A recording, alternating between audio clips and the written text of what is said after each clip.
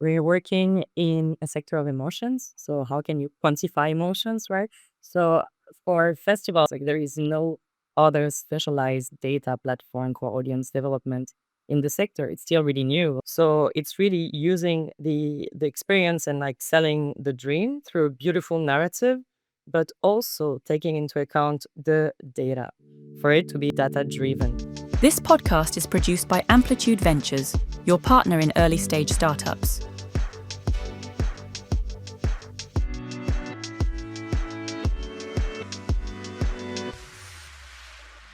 We're teaming up with BIME and diving into the world of audience development, and I'm joined by Lauriane Saint-Denis from the Music Tech Hub, who's helping reshape how festivals understand their fans.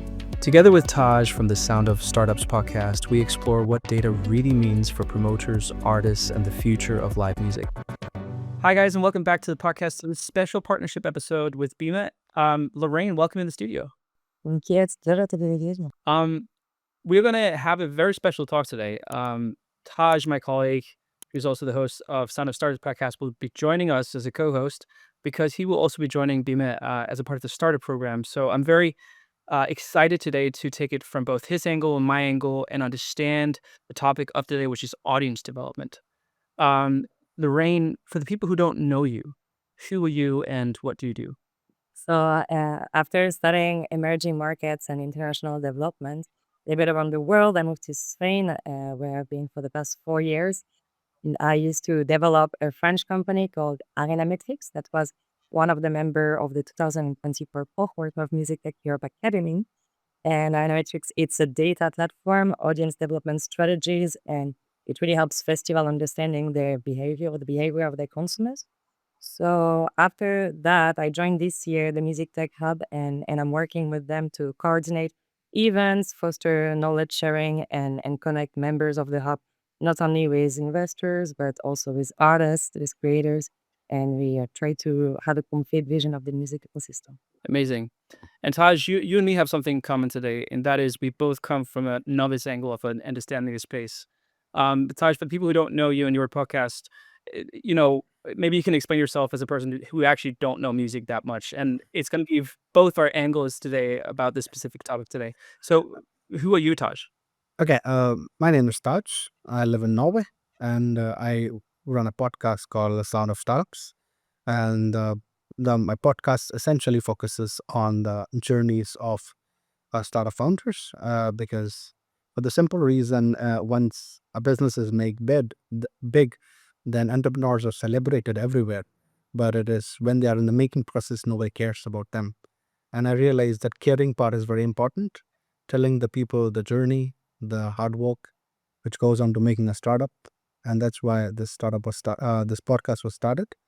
And we interview people from across the domain, but mainly around culture side of things. And music is what we have interviewed most of the people on till now. And Lauriane and Taj, you'll both be part of the startup program at BIME. Lauriane, can you walk us through, before we start the topic of today, what is actually happening in Spain next week? Okay.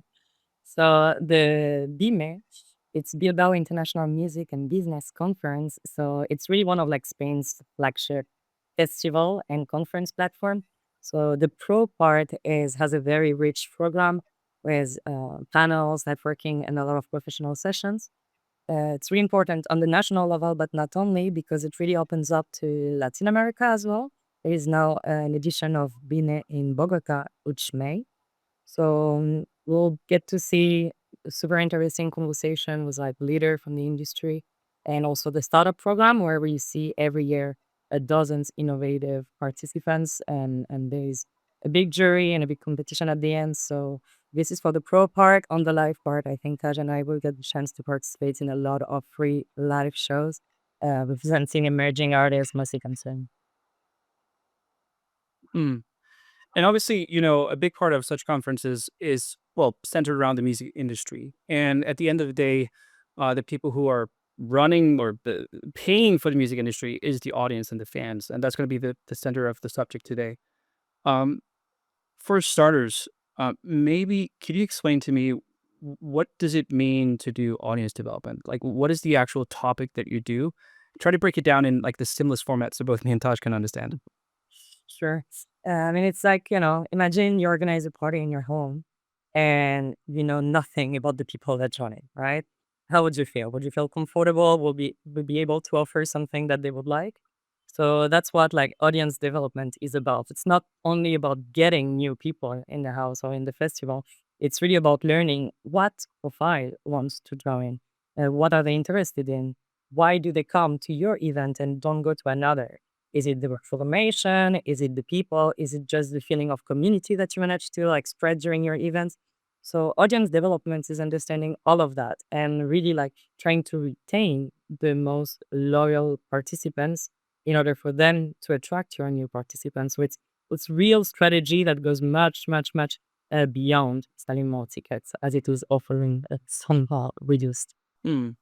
And how widely is sort of audience development focused on in live festivals? Because my limited understanding of how a lot of the live scene is sort of worked on is it's a very um it's experience based way of working that some people might not have like an academic approach to why they believe something is working, what something is not working.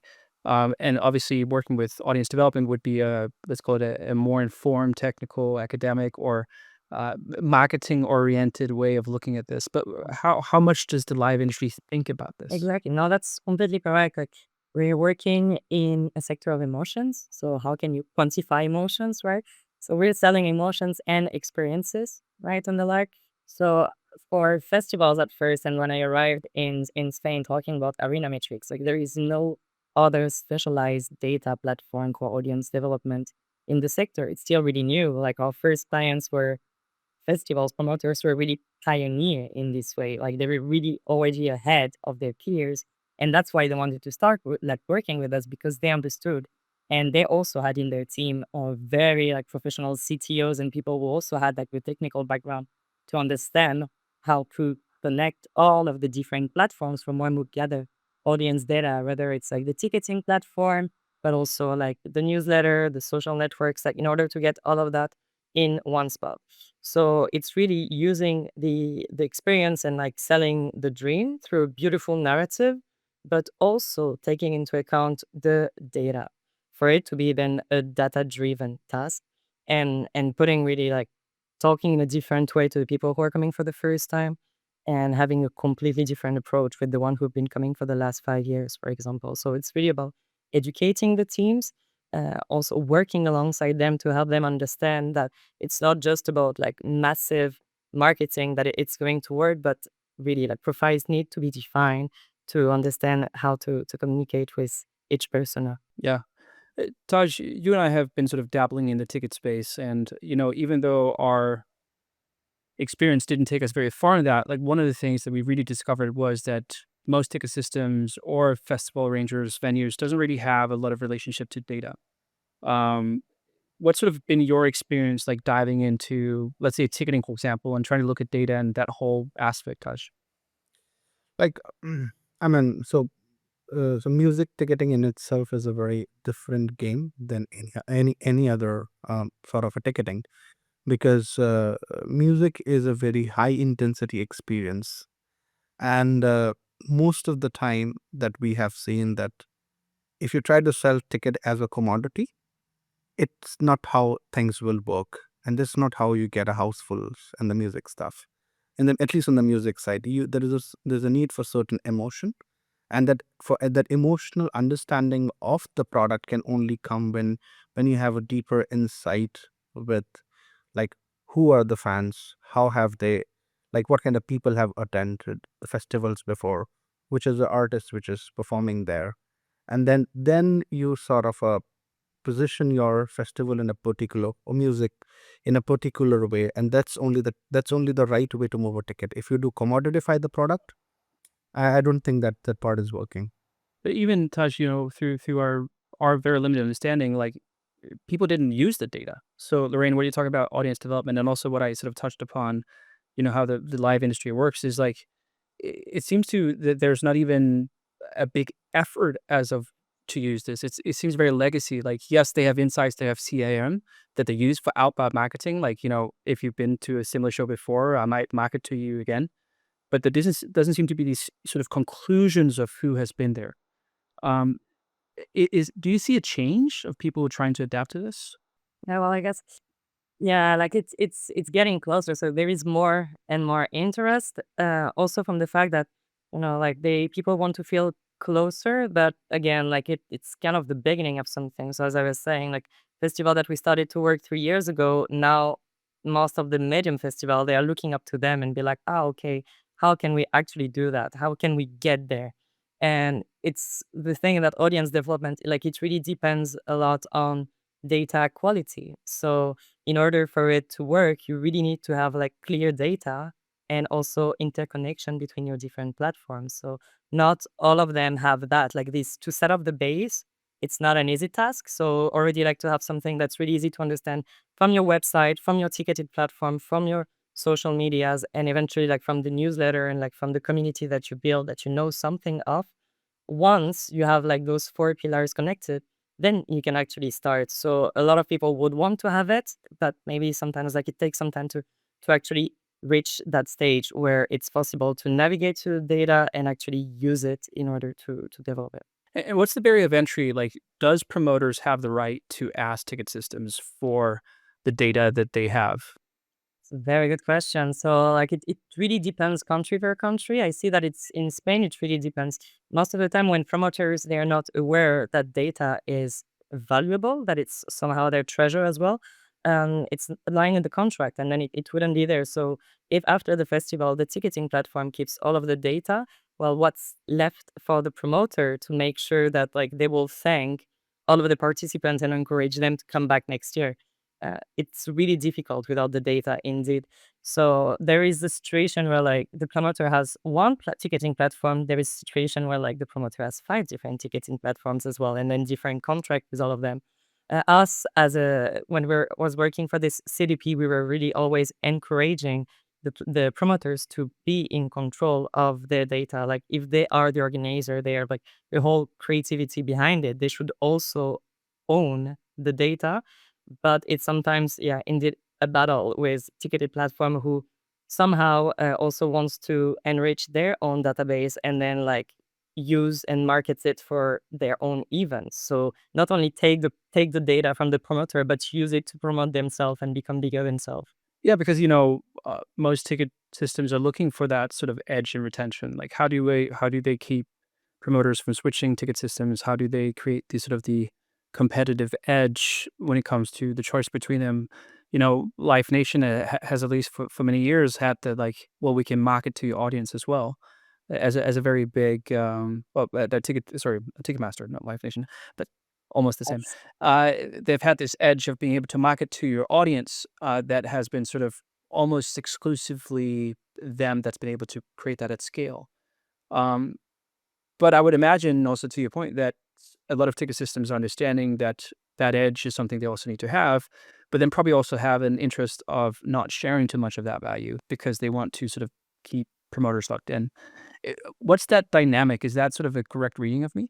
It's true. I mean, I will say it's true that on the ticketing sector, for example, in Spain, I know it's very very competitive. I mean, there are new ticketing platforms every year, so it's also one leverage that the promoter can have, being like, okay, I only want to work with ticketing platform that gives me the data, and also, I mean, there are like some ticketing platform who also understand the ethics behind it. I mean, like who organizes the event, who creates the traction for the event should be the one who owns the data. So yeah, it can be a leverage in a very, very competitive sector. But then it's up to the promoter to make sure.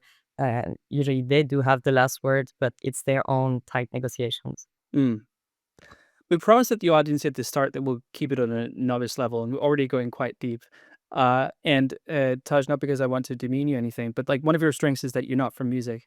So, just for the sake of the audience, if you just want to play the persona of the audience right now that might be discovering this field, what are the things that already now has gone over your head? Like, what are the unanswered questions in the dialogue that Mila Range just have? No, I mean, I'm not than unanswered. I would just support her actually, Lauriane, what she's saying in a different way is that going forward, if promoters have a control over the data of who their audience is and what they age, the way of positioning the whole festivals or the music will completely change, because right now it is okay, this is happening, and then if you want, then you buy the ticket.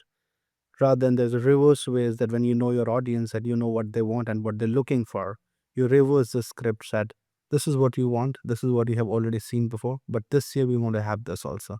So the chances of selling will become much better if the more promoters are under control of data. But obviously the ticket platform will always lose that edge, and their whole economy for future will get dangerous if they start providing too much of information. But there will always be going to be fine balance, how much to give and how much to ask. And the bigger question, which now I'm asking you, an industry that is operating at a net margin of 3 to 5%, how will that ticketing industry survive if they give away data? Net margin is 3 to 5% maximum after all the expenses. That's my question to you, Lauren.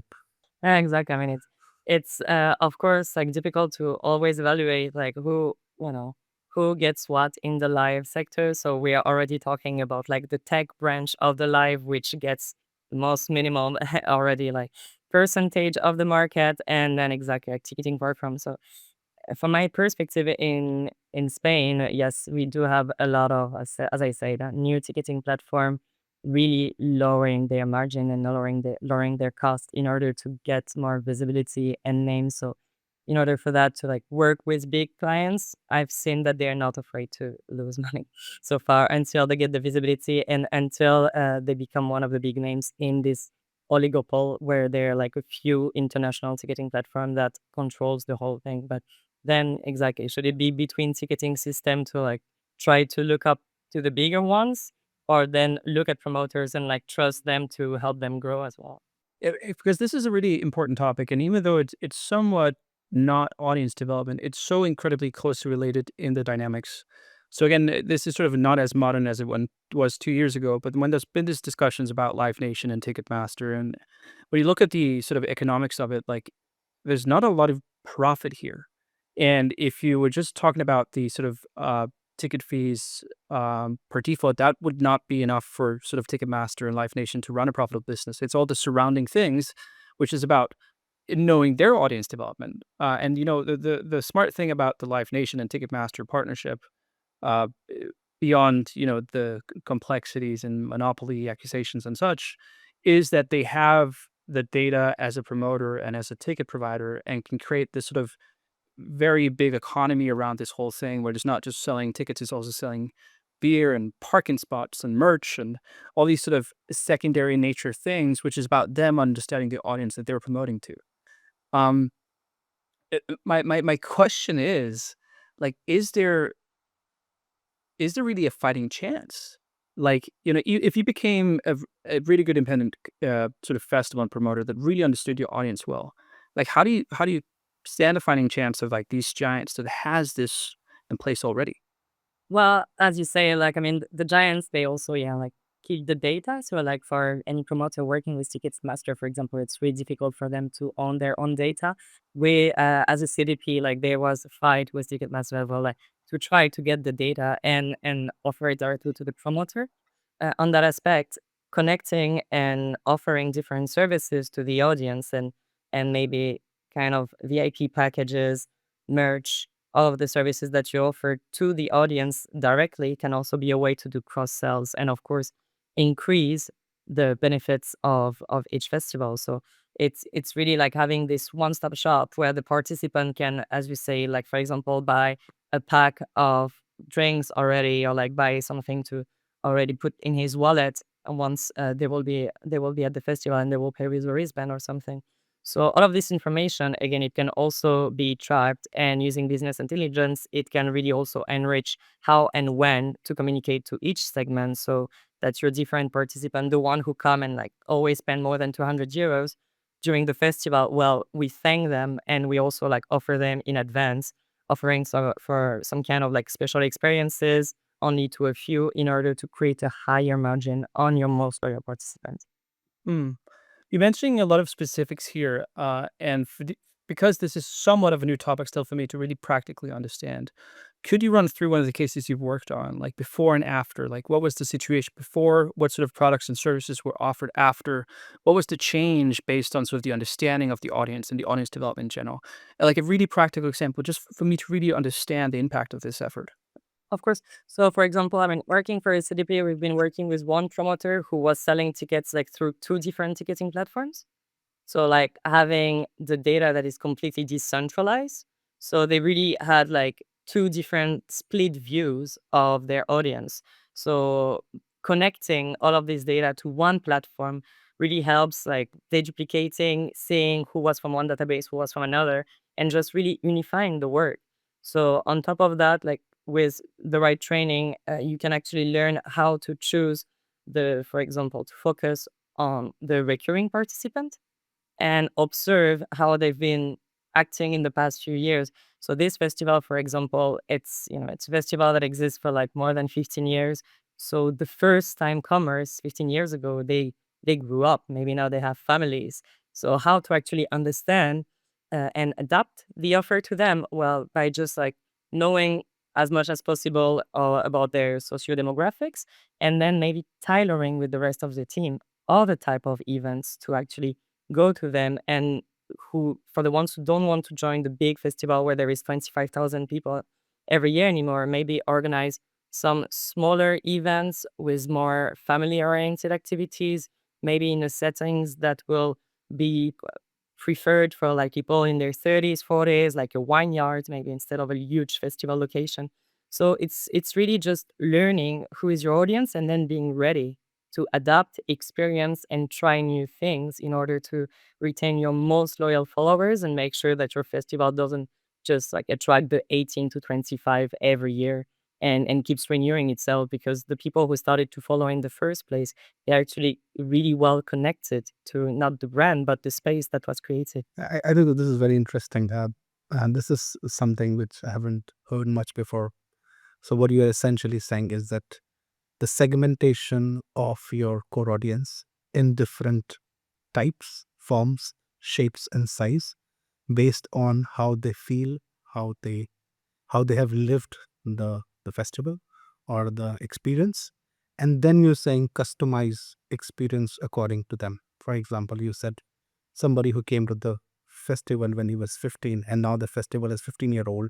So basically right now there is a 30-year-old man walking with 5-year-old kid, 5-year-old daughter and son, and then with a wife. And then you say for families there is a special section if you have children which are under 10. So if you're able to create that sort of experiences, uh, then it makes a lot of sense, because now the original audience remembers that the festival cares for them, the festival remembers them, and they're not trying to sell a commodity called ticket, and they are not after to sell me cola and beer and a sandwich. They think much more than deeper than me. Does it make sense? Well, that's it. It's really like keeping on trial and error, right? Innovating in that way. So the festival doesn't have just one format. We see it today with like the thousands of the festival in Europe, many different kind of like size, cross sector offers and different kinds of presentation. Music festival with the pro. I mean, for example, BIME is also a segmented festival with like two different types of audience at least. And so it's really always about that, right? So understanding how to then talk to them, and understanding, for example, if they're interested in one aspect or more than one aspect in order to communicate in that way. I think, one of the things that I see a lot is also the complications of size to some degree, right? Because it does require a certain investment to get into a place where you know this, or you can either have resource behind the analysis of the past track record and how to adopt strategies to the future. Like that, there needs to be a know-how somewhere. Either if it's just the tech side, like there's costs associated to it. So my assumption is that, smaller independent festivals would really struggle getting access to this information and really struggle to make some actionable next steps. How do you see that whole perspective with the small players being in the in the loss to some degree already now because they don't have the resources to know this, which would be their competitive advantage if they had access to it.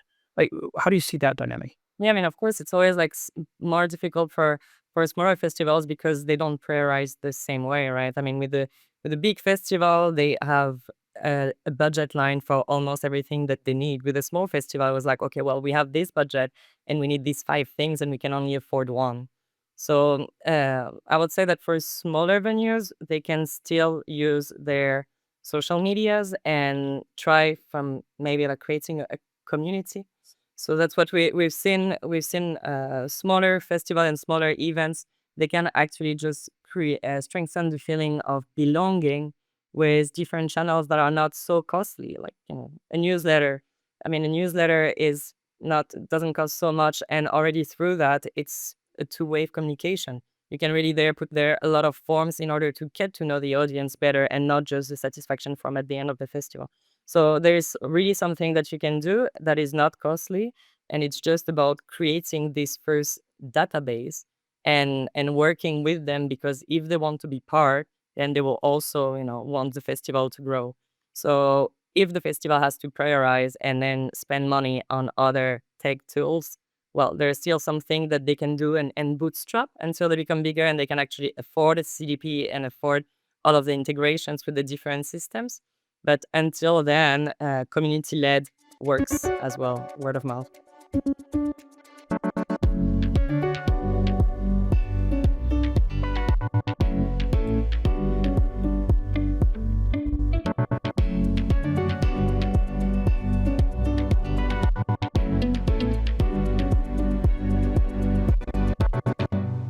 What would be the first steps of owning data? Like you can, I've been a part of promoting tours and festivals and such, and you use tools like Meta, where you have, top of funnel, you have retargeting, you have people to events, and you can retarget. You have fan bases, so you can consolidate. But obviously, this data you can't really export. You can't just say, "Give me a CSV file of all this," because first of all, it shoots networks of data that's proprietary to, for example, Meta. But then also their whole business model is that you can't get access to it. So, what is the first step if you want to have access to data, get your own data, and could start working with it? Like, what's an actionable first step? Well, it's beautiful. Like there are lots of beautiful startups and programs and platforms that can actually help you do that. For example, the question that you just mentioned, it really makes me think of one of the companies that I collaborate with, which is called Control Reach, just to be called Your Music Marketing. And it exactly like it's not an expensive platform, and it can actually helps you put an intermediary between everything that you're going to do with Meta. So each new contact that you can capped from Meta will actually also enter in your database directly, because as you say, like the data that you can get from Meta, it's a third party data. Like they give you an ID that is impossible to read if you don't have an encryption way to understand it. So it's really with small companies. Small promoters can work with small companies who are really like designed for them. It's not about just creating the bridges and letting all of the small promoters that this exists. And for example, yeah, a company like Control Rich will really help artists, artist managers, and promoters understand their database through media ads. So instead of working directly with Meta, you use this platform, and then you can really, uh, it's completely like RGP compliant, and then they can actually get the data, reuse it through newsletter or through retargeting without having this blockage of the data. So, just for me to understand correctly, in a specific use case, for example, you might have a significant audience that you've gathered through marketing on Meta before, and then you could use a platform like Control Reach. So when you then retarget these audience through APIs and access like that, you also have like a collection of the re-engagement through these platforms where they also capture the data themselves to some degree.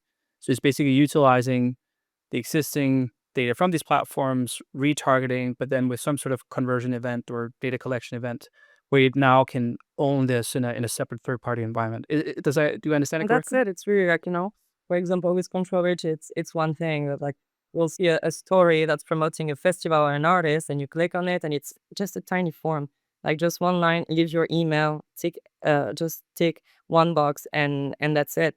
When I'm building, for example, right now with the Music Tech Hub as well, it's the same. It's getting just like it's a very easy form to implement. in order to like get more people to then like understand their interest as well, again, just through an email and a form. So it's not a crazy tech tools, and it's like one of the most antique ways of communicating, but it's still today the only one that lets the promoters like owns the information and have the legal right to communicate directly as well. Hmm. Sort of, Taj, maybe your understanding about this is also a bit the same, but one of the things that we've talked about, and maybe it's very bluntly said. I don't want to offend anyone when I say it. Is you don't necessarily get like the top of class from Stanford and Harvard coming directly into the music industry and sort of deploying the newest technologies and mindsets typically into music. Therefore, oftentimes you have people working in the industry that has very strong intuition, very strong community engagement skills. Um, eh, but there is, to my knowledge, at scale, very limited capacity for thinking like super structured about new technology and new approaches. And Taj, I think the persona that we've met a lot is about the passion for music, but that also being a quite big barrier of entry for adaptation of new technology. Like Taj, maybe you can have a question at that angle because Yeah. we've Okay. talked. Okay. And I was actually waiting for that. So, I mean, the whole, I mean, with our limited experience in the space, is that the whole industry is driven by passion, and I know it will work. That's the whole mindset, or I have a gut feeling. Nobody says, but the data says so. And the moment say, but the data says so, everybody in the room just say, okay, where did that come from? And now here you are trying to brand an entire festival, entire music economy, and saying, but you should have a data which says so. So don't you think you're trying to push something on an industry which has very less to do what data says so? Well, I mean, I've seen personally that I've, a lot of those conferences, music and music business conferences, there is often one of those controversial debates, right? Intuition or data. There is always one. And I mean, I would say your intuition is very rarely going to be completely destroyed by data. Data is not going to say exactly the opposite of the intuition of the promoter. But of course, a lot of them just started from a group of friends having creative idea, and then tech and data, and having to like solidify their answer with numbers is always the thing that like they like the least. However, now we're sure that data can actually amplify the intuition of the promoter, and if you take it in that way, it's not only just like basing your information on numbers, but also finding a way to bring a better storytelling and a better narrative using those numbers to amplify the gut feeling, and present it, and also feel more legitimate in front of investors or the rest in the industry. Yeah, I'll exactly get a counter to the same, to another industry which is passion driven. That's what films. Do you know the fact that, I do not know, but I'm just trying to put it this way, that Netflix is not a cinema or film company. Netflix publicly say we are a data company. Netflix, the biggest broadcaster in the world, says we are a data company. And this was shocking to the biggest film studios around the world, which one say, oh, director has a vision, and then there is an art, and there's an actor who will do the magic, and then comes the Netflix and said, okay, everything is fine, we are a data company. And by the way, everything that Netflix produces today is based on solid, strong data points. And that's where, after that, producer, directors, and writers are onboarded. That here is a data, now you need to make a series out of it. So, do you think anything like that will ever happen to music? Because the Netflix is a case study for that. Wow. I don't see labels. Even the majors are not getting that close to the homogenization that Netflix is kind of creating today. You're right. I know that Netflix is an expert in personalization and consumer behaviors analytics. Sadly, yes, as we are underlying here, it's kind of like leading towards something that's more bland and less specialized and with less creative uh, direction behind. So I hope that this won't happen to the music. Again, here it's about education. It's about also telling everyone that you should listen to more than one tracks that you find on your curated playlist, and you should go and check out the artist in order to also create your own music and not just listen to music passively, because otherwise that might be the case. I mean, if you just watch Netflix passively, then it will just continue of sending you very similar things that is in its own best interest. But I think in the music world, people don't just listen just because they actually like some genre of music, and that's also with the discovery that they can also learn more. If you keep them curious, it won't happen. Uh, I have a question. If you have some festivals are more driven by the love for music or a specific song, and some are less. And I'll give you two examples. I'm from Denmark originally. I live in Norway, but Roskilde Festival, I would say it the very Danish way, which is one of Europe's biggest festivals. I believe it's around 150,000 per year that goes to that festival. But the beautiful thing about this, on the sideline that I've observed, is many of my friends goes for 10, 15, 20 years.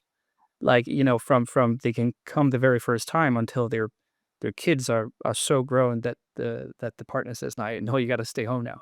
Uh, like, that's sort of one end of the thing where it's that communal thing, and then you have festivals where, Utopia Festival, close to where we live, which in all honesty is a drinking festival. Like, people get pissed, and the music, of course, is important, but like it's much more heavy on that. How do you as a promoter really understand how to build a brand and an audience in a very specific manner that's consistent? Like, how does that actually work? Because both of these, very two different things, but they're very intentional, very repeated. Like, what is the mindset for promoters? Like, what is the process they go through in order to have this continuity? Mhm. Well, that's really interesting. Exactly what you just mentioned. It really made me think of one of my former client that was a festival that is only dedicated. It's like the first festival of the teenagers. Like exactly people they go when they're 17, 18, and that's what they go for. So year after year, because as you say, they repeat, there is the iteration process that also help understanding what worked like last year, what worked better this year, what might work better next year, and also the things that maybe don't work as much as before. So for this one particular festival, and like what we also recommend to most promoters, it's to actually go in this post-event satisfaction collection, and there, like, yeah, make it like 5 minutes long if it's necessary. Offer something for the audience so they also win something by sharing their data and their interest. And you will see that it works. Like there is a very like more than 50% of response from this particular festival.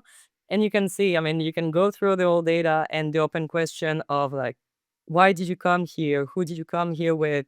Who do you want to see next year? Will you come next year? And exactly, so with this information, you really have the answer from 50% of your audience, among which like almost 90% of them will say, yes, I'm coming back next year. And then you're also listening to what they want. So you're also listening to maybe their artist preferences, what they would like to see. And if then there is this really two ways communication between the festival and its audience, the audience also feel seen. It feels like it belongs even more, and then it's really happy to somehow work on a participatory level to help design the festival. The festival understands its brand, its vision even more, and then specifies in there to just go and find the lookalike, like go and find the friends of the participants who are already coming. Mm. I have a few more questions in this topic, but actually, I do want to take a switch to something, because I think there's something important we haven't covered, and that is artists. So we talked a lot about sort of ticket systems or that dynamic with promoters, but obviously, at the end of the day, artists is the one sort of providing the value.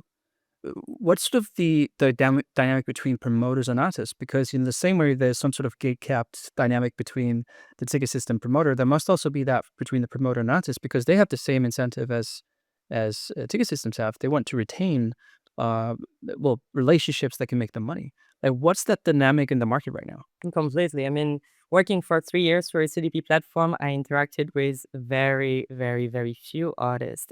It's really happening now, and I will speak now from the music tech hub perspective, where now I'm meeting actually a lot of artists who are really interested in all of the platforms that are developed for them to get in touch with their audience, to get in touch with their data.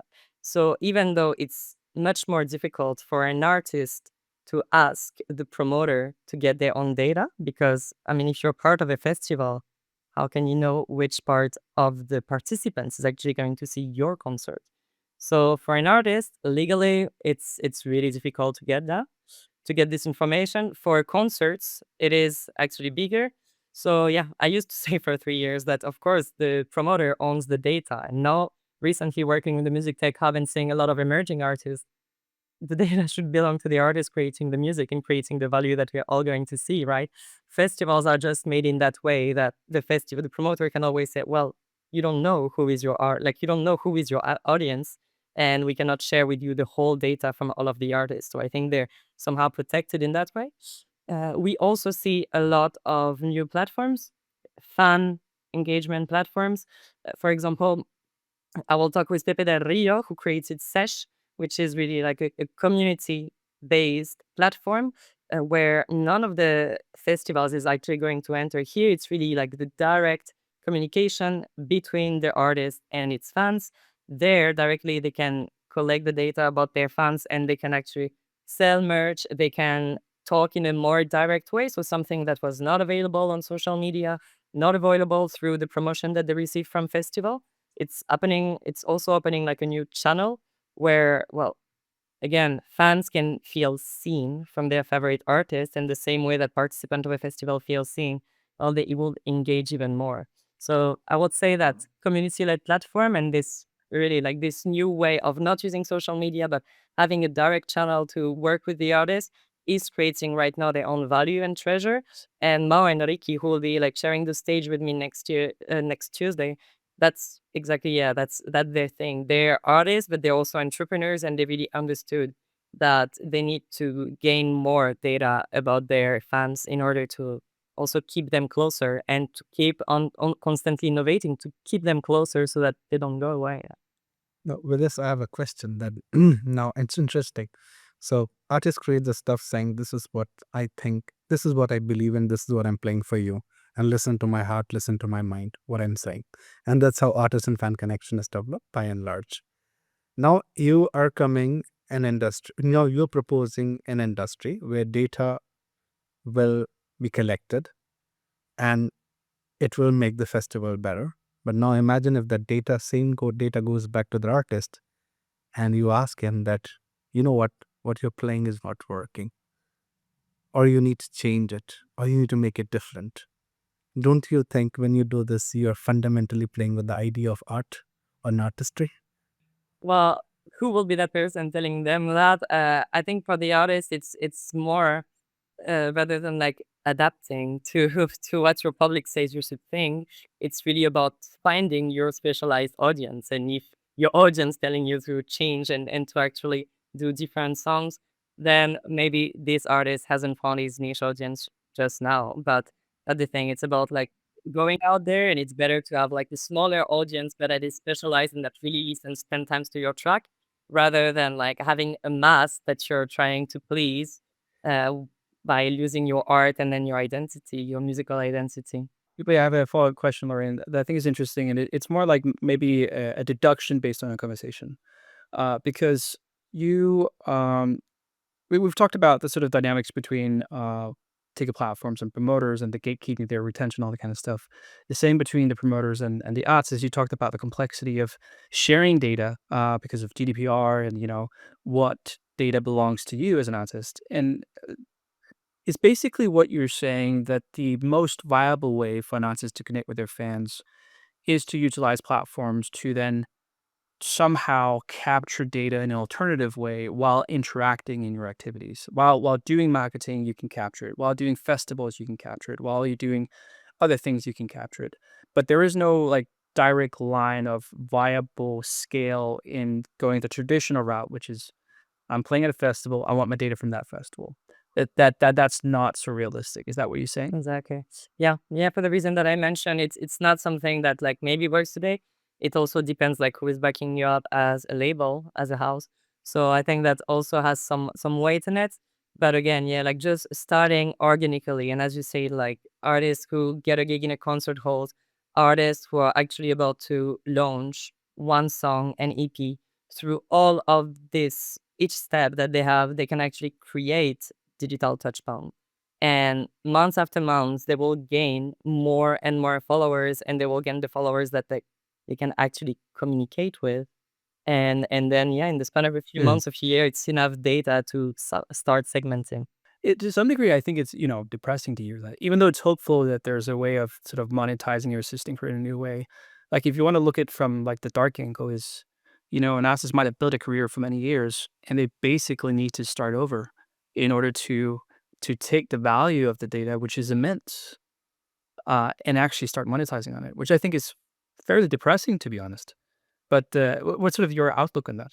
Yeah, it's true. But you also have to know that maybe 20% of your audience generate 80% of the value you gain. So if you find, and I mean, if you have to do rebuild, obviously the one that were just there before, they're still here. It's not like you have to go and reach to a whole new market. So it's really emphasize on that aspect. Is it's really cherishing your most loyal fans who live and think about the artist and are ready to pay for merch, and they are ready to buy CDs and more products. And through that, really capitalizing on this, I think it's not so disastrous, and it can actually look hopeful for the future. Yeah, so basically saying that even though the VAT might be a vast quantity of data, because of this super fan terminology or people who wants to engage more, it might be also easier to get them to sort of collect that data somehow than if it was like of all of the data representing all your fans. Mm. So that the spending part of the audience would be easier to capture because they were, per default, be more engaged. That's sort of what you're saying. Really, I mean, it's really been proven that virality doesn't really actually help you make more money as an artist. So instead of looking for a lot of vanity metrics and so many big numbers of views on a TikTok 7-second video that the person didn't choose to watch, instead of focusing on that, actually focusing on who opens each of my newsletter.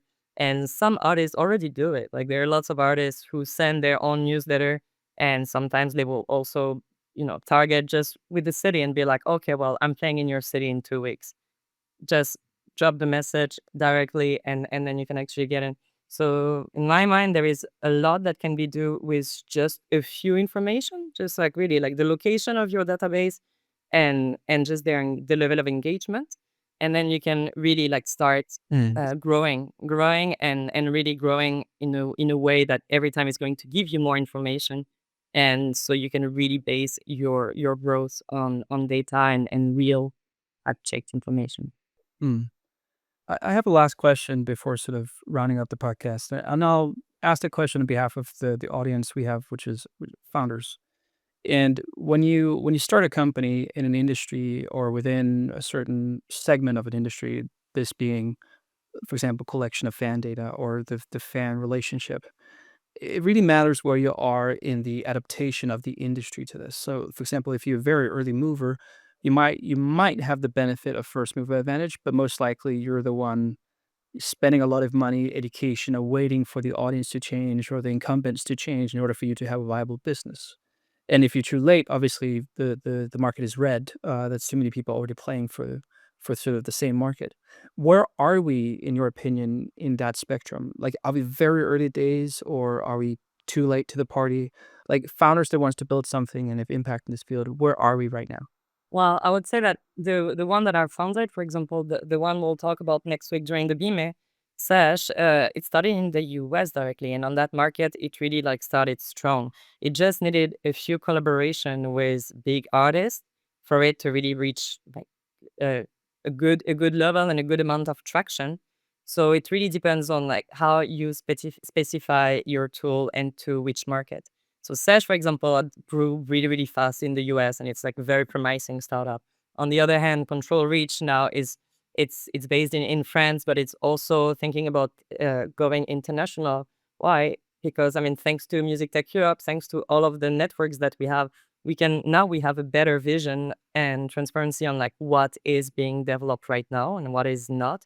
So that part of data audience, as you say, I would say we're still towards the beginning, but there are already products that have been there sold for like 3, 4 years that keep being developed, that keep being improved, and that really grow in this sense. So I would say there is still some possibility depending on where you choose to localize your market, like geographically, or then if you're more talking to artists, if you're more talking to labels, or if you're more talking to promoters. But I would say there is still room for growth. Well, That makes sense, but it's important because, where you are in the adaptation, really matters of the viability and, possibility of investors for many different stakeholders, that being investors, partners, artists. Like if everyone already has a product, in a certain segment, it's gonna be much harder to convert, them into this new relationship rather than if they didn't have anything. So that really matters. Um, Lauriane and Taj, I hope you guys have a lot of fun next week, being at the startup. I sadly couldn't come anyways, but Yeah. I know that you're going to talk with startups and be there. So, um, I hope that people reach out to you and talk about this topic. And I know, Taj, that's particularly new for you, Yeah. and you'll come as an outsider perspective to the conference. Yeah. Um, So, thank you, Laureen and Jacob, for having me here. And I really look forward to be a BIME, and I really enjoy. And I look forward for the accelerator program. And I hope we'll catch up too. thank you, Thanks, Lauriane, Jacob. so much for your Yeah, time. it will Thanks, be Laura. a pleasure to show you around next week. Okay. Sure. Thank you.